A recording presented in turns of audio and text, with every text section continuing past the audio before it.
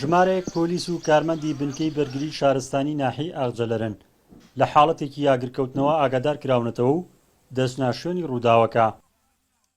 بەرفراوانی ڕووبەری یاگرکەوتنەوەکە لەلایەک و سەختی شوێنەکەی و کەمی ئامێری پێویست بۆ ئاگرکوژاندنەوە بێومێدیان ناکات لە هاوڵەکانیان بۆ کۆنتڕۆڵکردن و کەمکردنەوەی ئاگرەکە.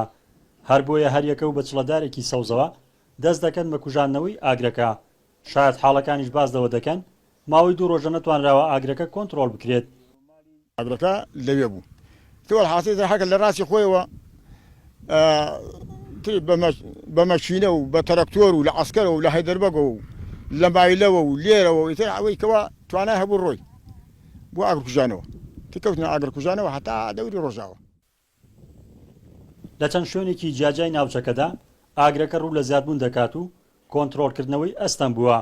بە جۆرێک تا دێت سنووری گوندەکان زیاتر دەبڕێت و پوش و پاوەن و دارستانی سروشتی ناوچەکە دەسووتێنێت.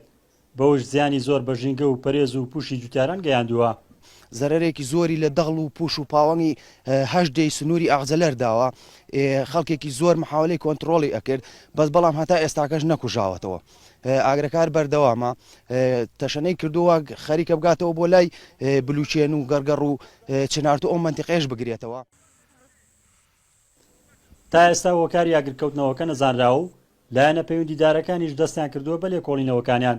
چەندین فڕۆکەی تایبەتی ئاگرکوژێنەوەیش زیاتر لە 14 کاتژمێرە سەرقاڵی ئەوەن ئاو بکەن بەسەر ئاگرەکەدا.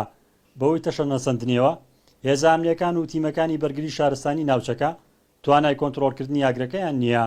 جێگەی داخە ئەم سنوورە هاوکارمان نەبوون گوندەکانی خەڵکی دانیشتوانی ئەم گوندانە وەک پێویست هاوکار نەبوون لە کوژاندنەوەی ئاگرەکانە. هۆکاری کۆنتڕۆڵ نەکردنی ئاگرەکە تا ئێستا توانم بیگەڕێنمە بۆی کە سنوورەکە سنوورێکی شاخایی و غەیری بەدەست نەبێ بە شێوازی کوژانەوەی دەستی نەبێ ناتوانین ئێمە تیمەکانی کەمان بە تایبەتی تانکەر و بە ئاو ئاگرەکە بکوژێنینەوە. ئەمە هۆکار بۆ بۆی کە تا ئێستا نەتوانێت ئاگرەکە کۆنتڕۆڵ بکرێت.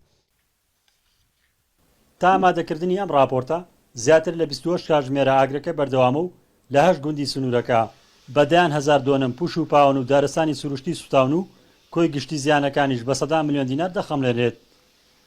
ڕزگار جەبارێن ئارتی ناحیە ئاغجەلەر.